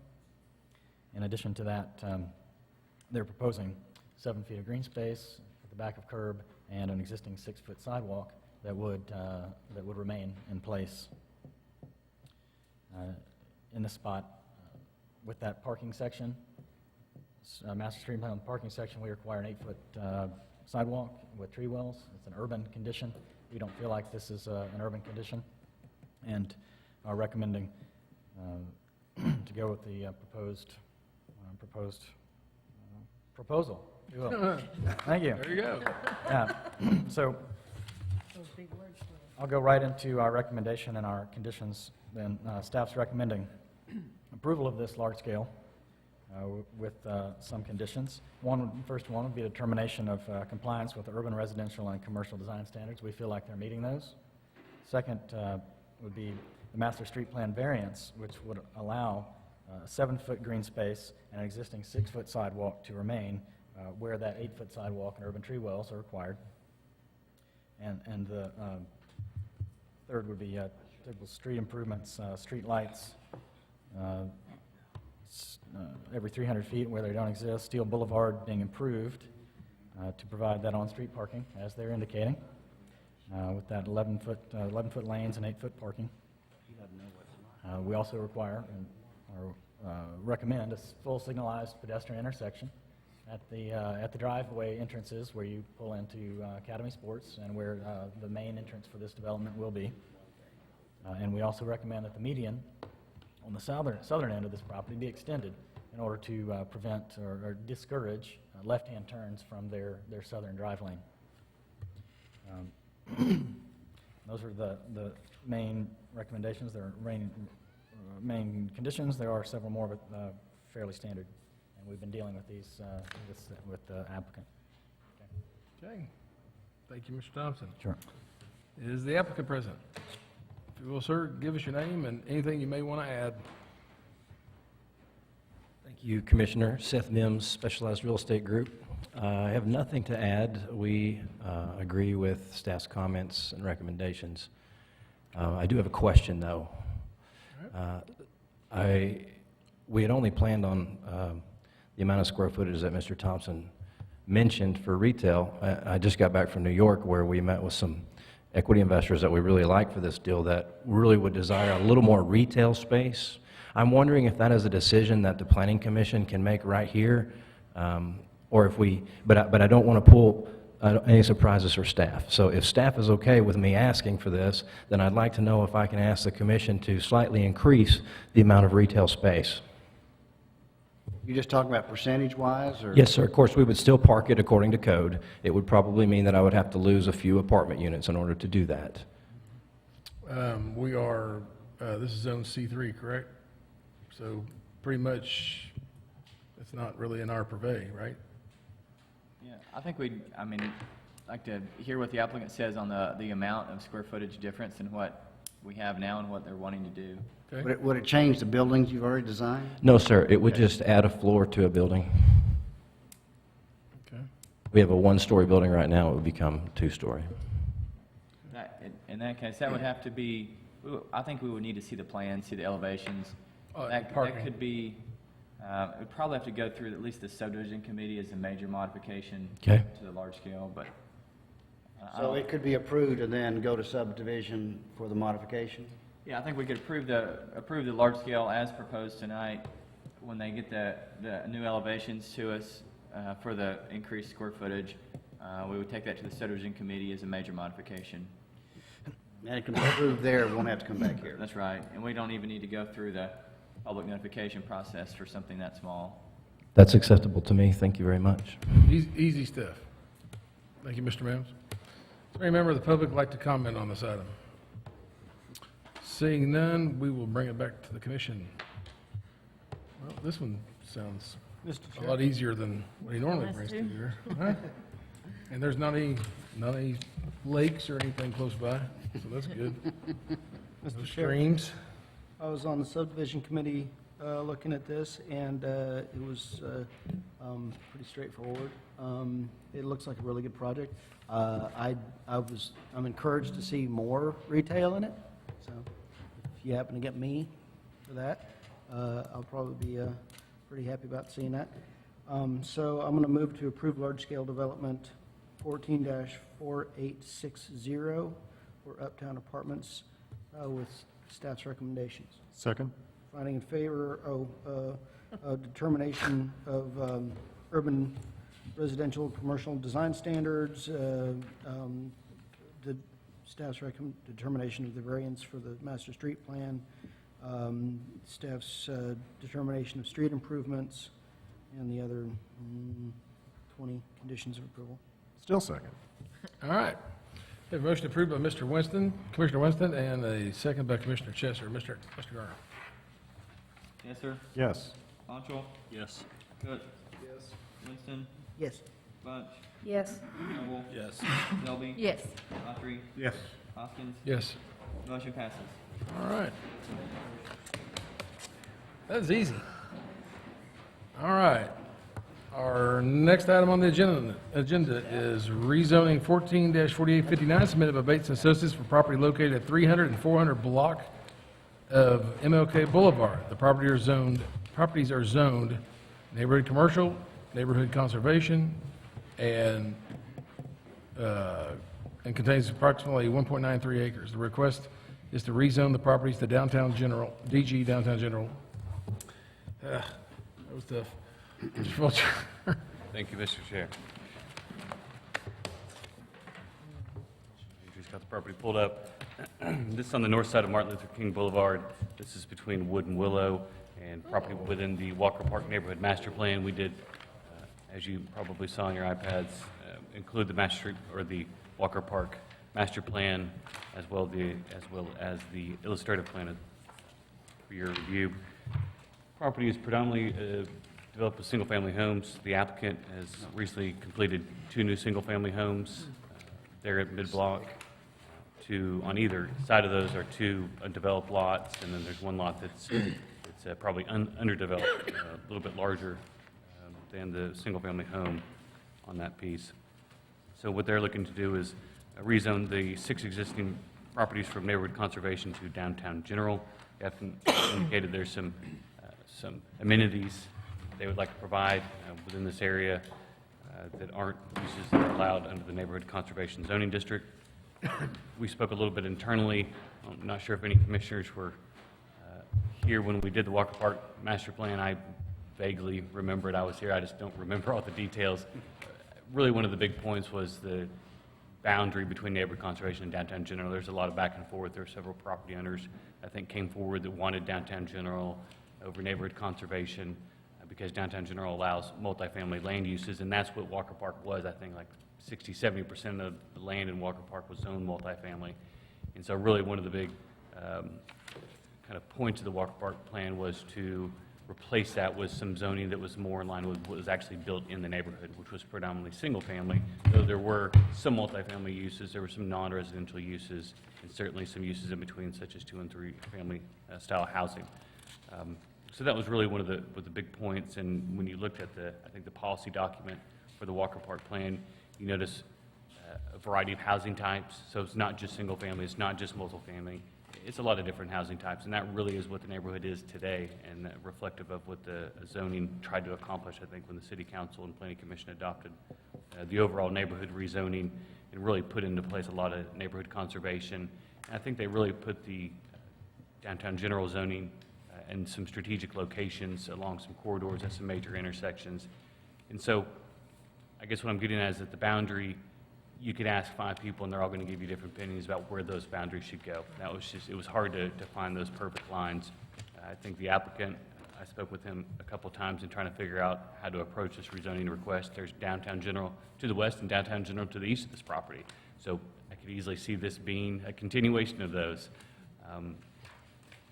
Then again, I could see it staying neighborhood conservation as it's currently zoned.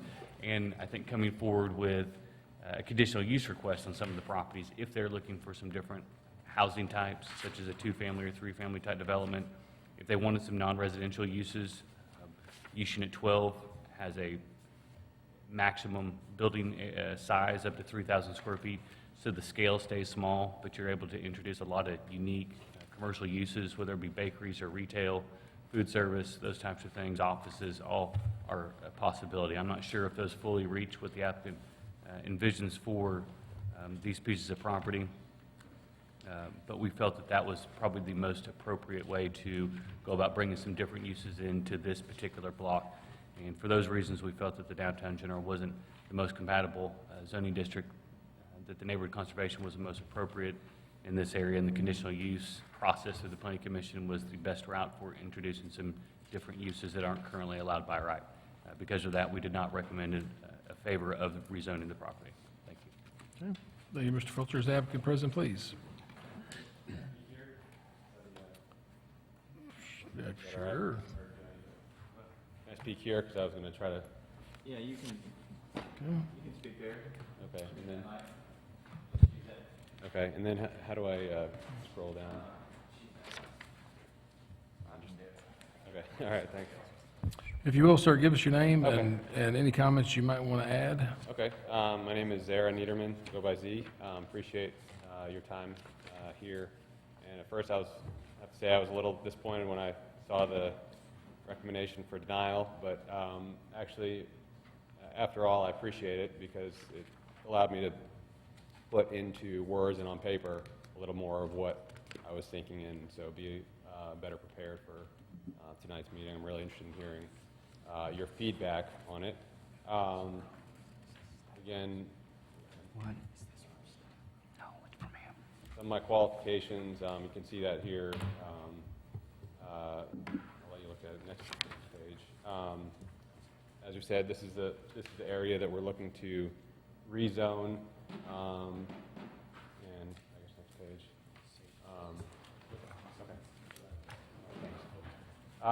So this is kind of a vision of what I have for South Fayetteville, for parts, for this area, is to have mixed-use space that has extents, it has commercial space, it has residential space, and place where people can walk to. It's close to downtown. There's a lot of development going on, and it just seems to me appropriate development here. A little bit more, as you've probably seen in the presentation.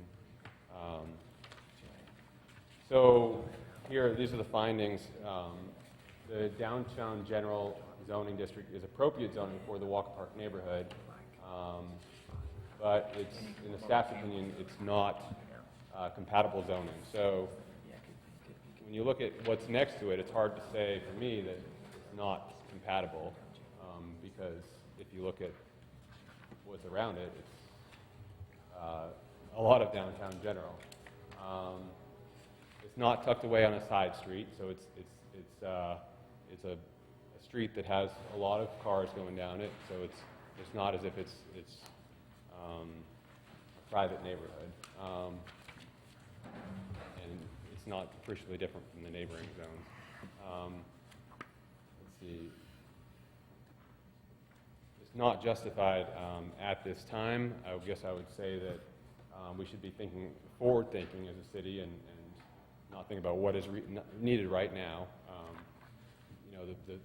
The Walker Park plan was developed in 2007, and we're just now beginning to see some of those changes going on.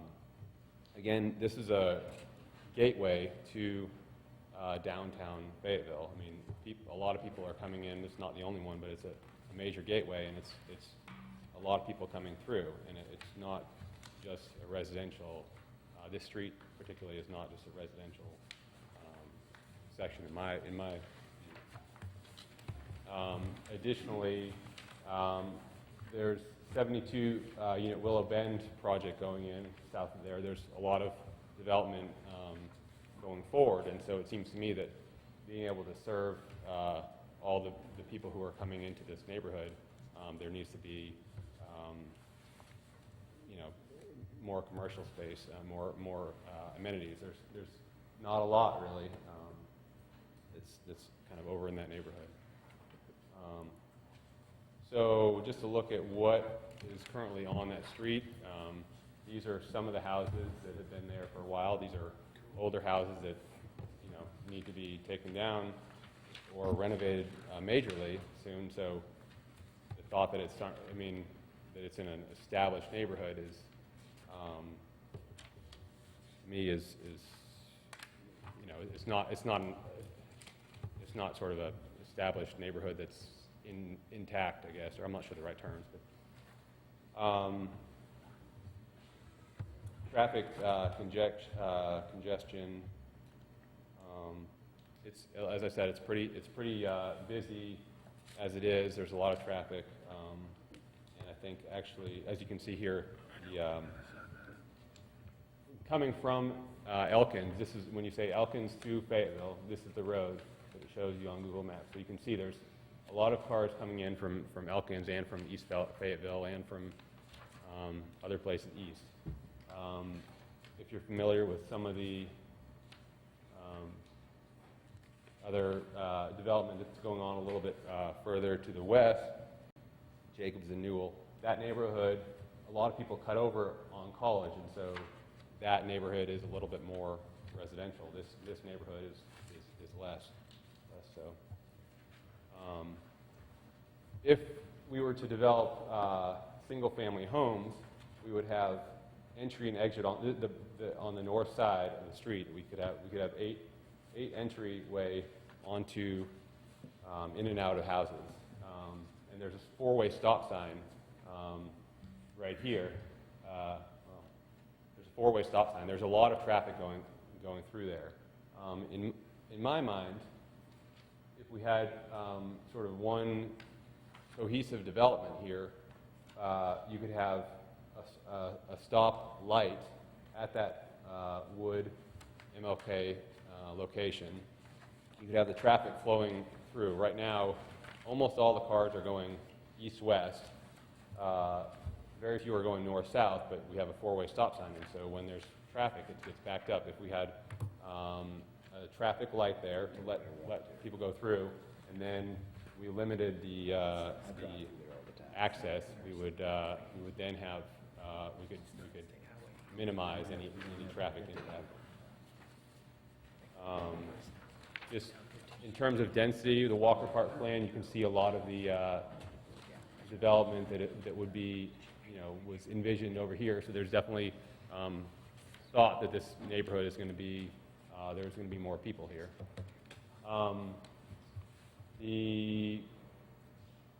Let's see, there doesn't seem to be an impact on the police and fire.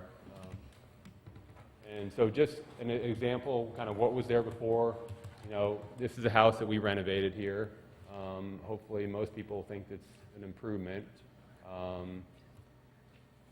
Another house that we rent, well, we had to take this one down. It was major termite damage along the foundation. So we put up a house here and a house next to it. So that's kind of this is kind of what it's starting to look like there. And I have, so there was an open house yesterday, and so I walked around and got a chance to interview a number of the residents and a couple of people who were there at the open house. So I thought I would, if that's okay for me to play that. The one thing I was wondering is, I realized, is this on like public access? People gave me permission to do their videos. I didn't really think about it being on public TV. I don't know if that's... It's on the government channel. Plus, we have all this here on this Okay, I mean, packet as well. I feel like, well, okay, I mean, if we can take a look at that part of it. you mean... Make sure we don't make anybody mad or something, I guess. I mean, I can play it, or... You may have a wanted criminal on there that doesn't want to be on TV. Who knows? I don't know. You should tell them no. We need to go ahead and skip on through this part.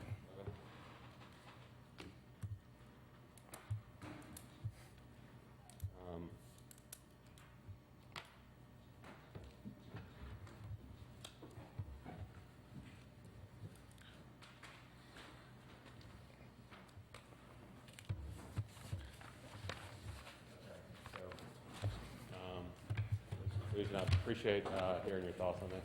Okay. Thank you, sir. I appreciate it. Okay. Any member of the public like to speak to this item? My name's Evan Niehaus with Bates & Associates. I'm here with Z today. I just want to point out a few things that I noticed working with him, that this isn't really a spot zoning. This is a downtown general that's fitting in with a lot of the other downtown general that's in the area, as was mentioned before. And it actually seems to me that it would specifically deny some of the rights that he and other people have gotten in the area for this type of zoning. When the Walker Park plan was put together and planned, it wasn't exactly said, nobody was coming up with a specific idea and what they wanted to present. And I think that now that there's someone that has an idea of what they want to present or what they want to do, it creates more of a logical reason for actually rezoning something, as opposed to saying, well, this is where we want it, this is what we think, and that makes a lot of good sense when it's done. But when someone creates a situation or wants something that would make sense in the area where I do live, it seems to me that it would give better reasoning to zoning. This is a major thoroughfare. It would offer a lot of potential services that I think I would find handy, being just around the corner. Actually, I live on South Washington, not far from here. Multifamily units and different services offer a variety of housing. I think we all know that. Traffic, like he said, and actually dramatic increase is probably a strong word. I think that there's a lot of traffic on the road, and that's apparent to everyone. The amount of car trips that this would produce is probably relatively inconsequential. And that's really all I had to say. Thank you, sir. Anybody else in the public would like to speak to this item? Mr. Shepherd. Aubrey Shepherd. Actually, I only came up here tonight to invite you to the 2014 Veterans 5K race, the 6th annual. And some of you do Mr. run. Shepherd, do you have anything to say about this particular? Yes. Okay, then let's go ahead and get to it, and let's make it short. That's something I really wanted to talk about, not some of these things. Okay. These guys are quite nice, and I think their plans have a lot of value. I do think that keeping the water where it falls is still a goal that should be in everyone's mind. And if we can get past the word drainage to protect the watershed by keeping it, letting it soak in. Don't get rid of that black rich soil. Go down here on two places it's been dug up in the last few weeks, behind Collier's for apartments. They took out deep black dirt out of there. So that's more water that's going to flow downstream and get into Tanglewood Branch and go around to Walker Park and join water from Mount Sequoia on Spout Spring Branch. So it will increase erosion of the stream banks. And where that water crosses under 15th Street, that combined Tanglewood and Spout Spring flow, they've dug out black dirt way deeper than this for the new trail across there.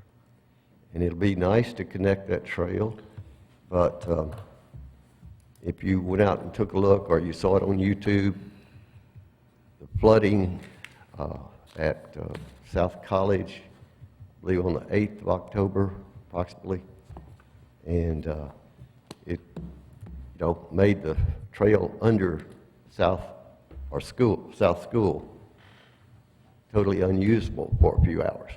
So if you can see whatever you approve, it needs to include protection, catching the water there by some means. Thank you. Thank you, Mr. Shepherd.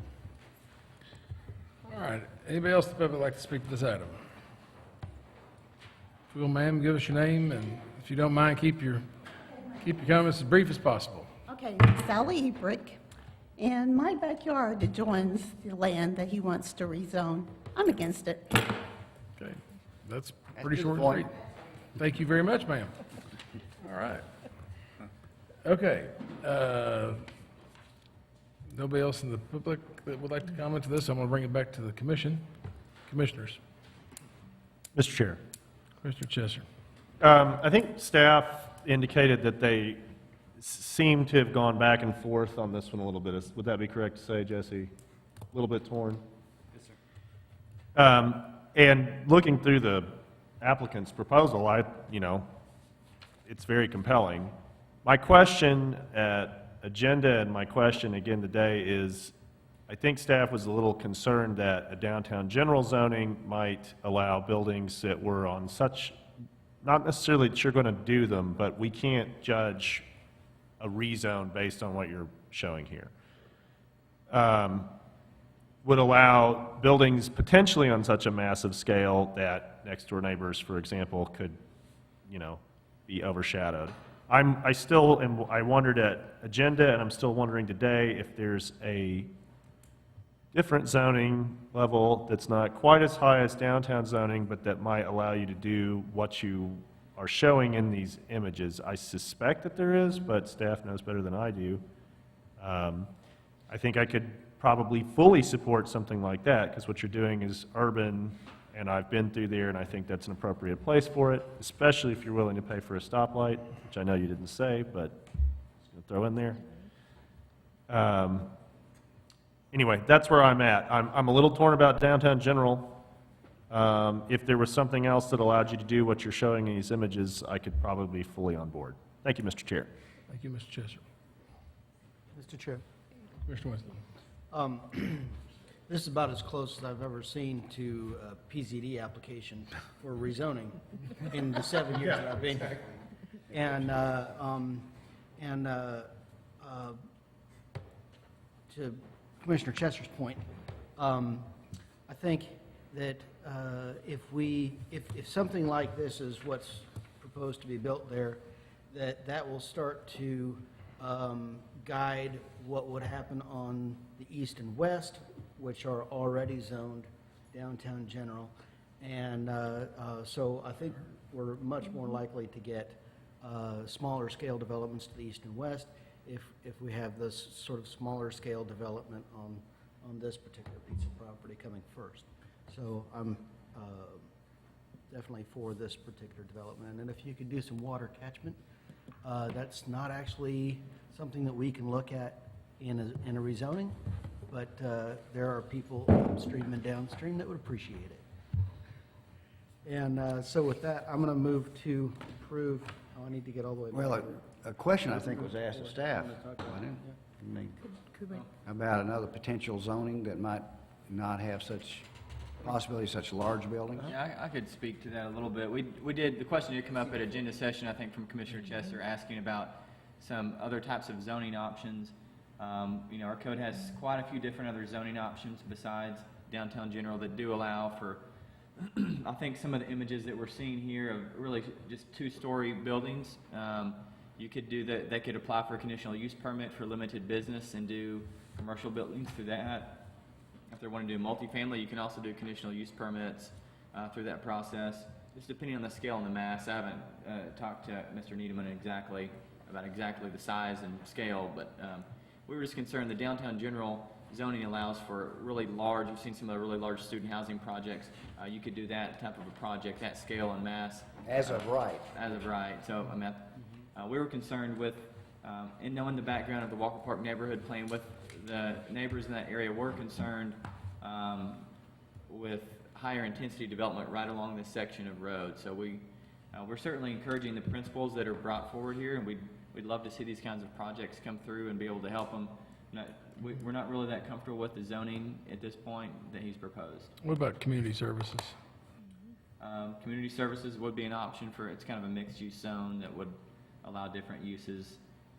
But not the scale that you're talking about. Right, not quite as big. It does allow pretty tall multifamily buildings. There's one called neighborhood services, which is kind of one step down from community services.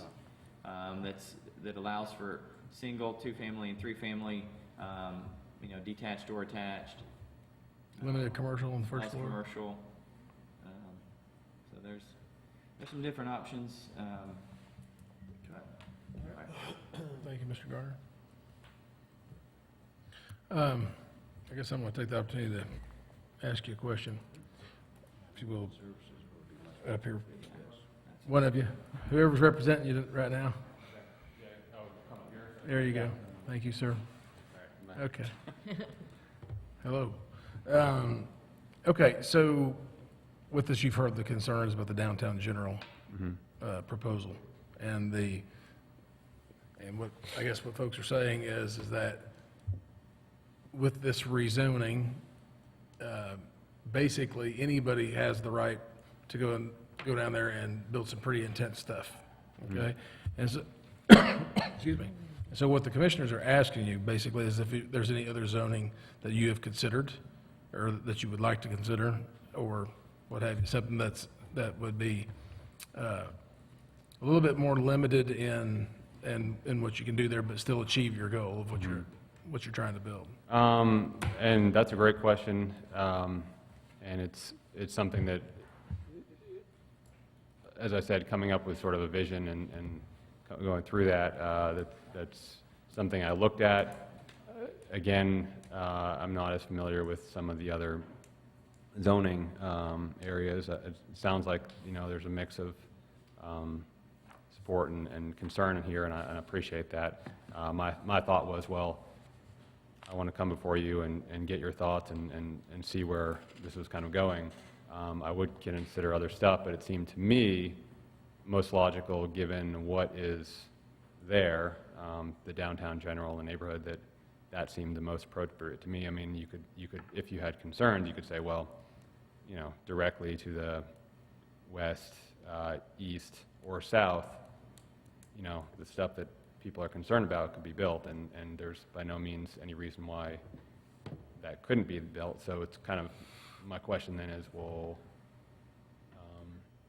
if that's a concern, should we be concerned that maybe that shouldn't be zoned downtown general? You mean the other locations, if that's what our concern is? So, but I mean, I do appreciate what you're saying. So I'm willing to, you know, potentially, you know, table this and then discuss with the planning staff further and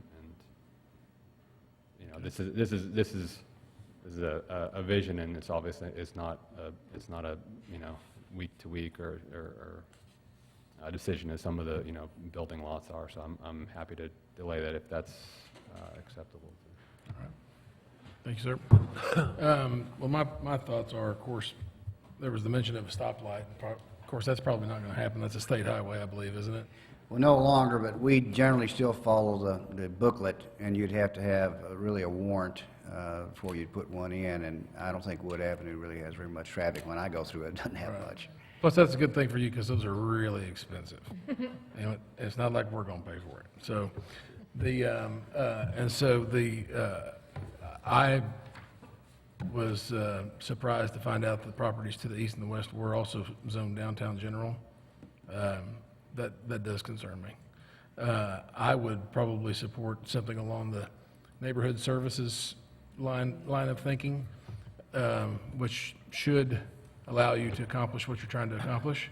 And I like the idea of what you've proposed here, and especially since you do have access to Wood Avenue, I agree with you. I don't think you're going to cause a lot of traffic problems down there. But anyway, that being said, Mr. Chair, Commissioner Chesser. it sounded to me like the applicant would accept the idea of tabling and looking at it with staff. Given that, I'm going to move that we table rezone 14-4859 until, Andrew, would 2 weeks do it, or till the next meeting? Until the next meeting of the Planning Commission. Second. Okay. We have a motion to table by Commissioner Chesser and a second by Commissioner Selby. Mr. Garner. Chesser, Yes. Marshall, Yes. Cook. Yes. Winston, Yes. Bunch, Yes. Noble, Yes. Selby, Yes. Autry. Yes. Hoskins. Yes. Motion carries. Okay. That brings us to the end of our fun-filled agenda. And what subdivision, what we got coming up? Subdivision committee was canceled. We had no items submitted for review, so Okay, so the next subdivision committee, who I'm not knows? sure. It's going to be, It could be probably a forever month. from now, who knows? Yeah. Okay, and with that also, I'm going to mention to you that I'm going to be getting with Mr. Garner, hopefully sometime this week, about putting together a committee on the awards thing that we discussed. And so kind of be looking at that, come up on your agenda very soon, okay? All right. Thank you. Thank you, everybody. We're adjourned.